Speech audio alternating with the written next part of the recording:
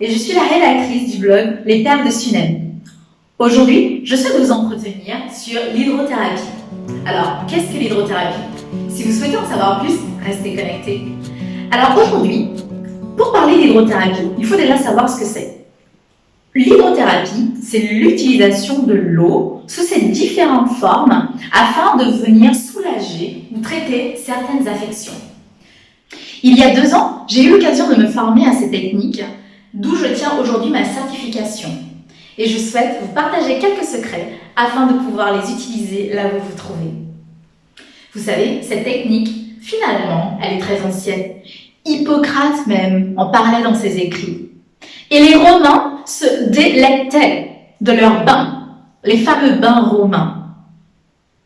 Vous pouvez en savoir plus, si vous le souhaitez, par la formation qui va bientôt paraître. Alors restez branchés, abonnez-vous sur ma chaîne. Vous serez les premiers quand cette formation sortira. Qui sait, avec un petit bonus. J'ai vu des personnes littéralement ne pouvant plus faire usage de leurs jambes à cause d'inflammation, mais aussi d'autres conditions. Après avoir utilisé bon nombre de ces techniques, ces personnes ont pu remarcher. Et les personnes qui travaillent en rééducation fonctionnelle savent de quoi je parle.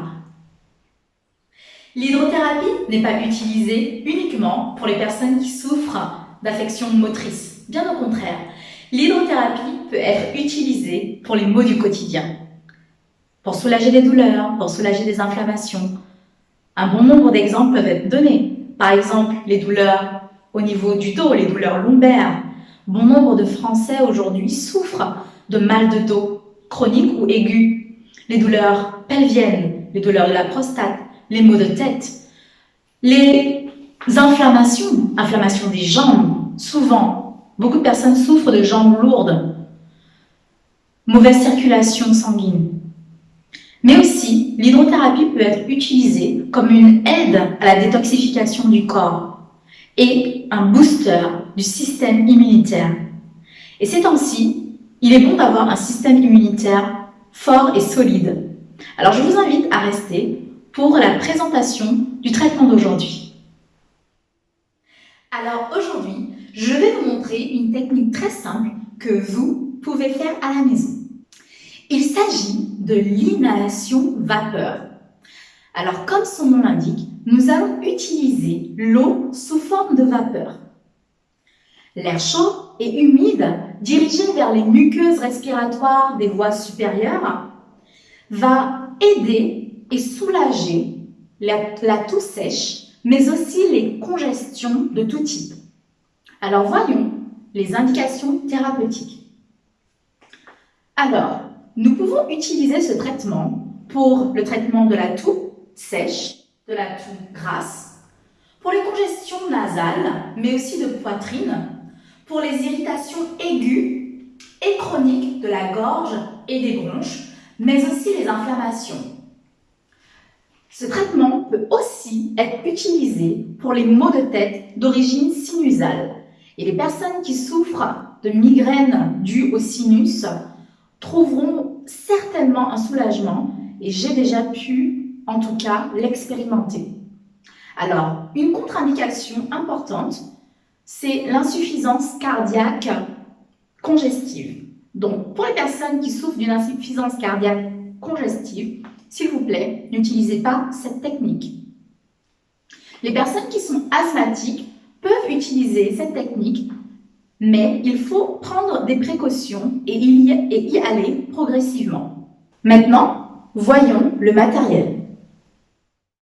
Vous aurez besoin, pour ce premier traitement inhalation à la vapeur, donc de l'eau bouillante, vous pouvez voir la vapeur, donc d'une bassine remplie d'eau bouillante, d'une serviette pour pouvoir vous éponger et d'une serviette pour vous recouvrir. Alors, quelque chose d'important à noter avant de commencer le traitement, vous devez être dans une pièce où il n'y a pas de courant d'air, donc veillez bien à fermer toutes les portes et fenêtres qui pourraient créer justement un courant d'air. Choisissez une pièce à température ambiante, donc que vous n'ayez pas froid en commençant ce traitement. Soyez au calme et nous pouvons commencer. Alors me revoici. Donc vous vous installez. Donc on s'est assuré que la salle est chaude, à bonne température.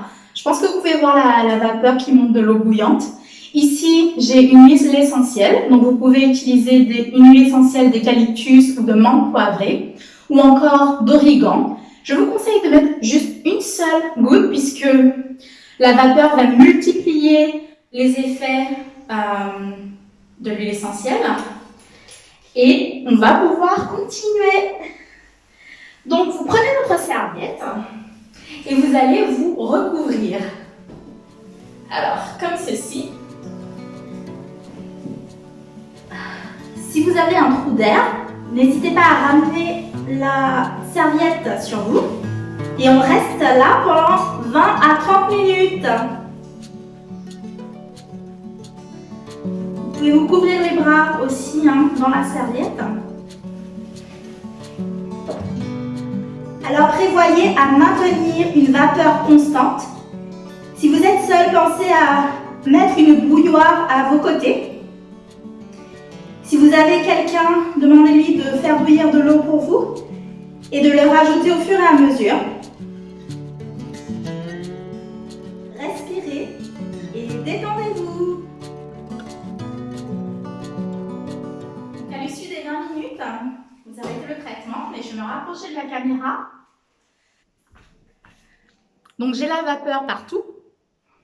Donc ça va être bon de s'éplonger.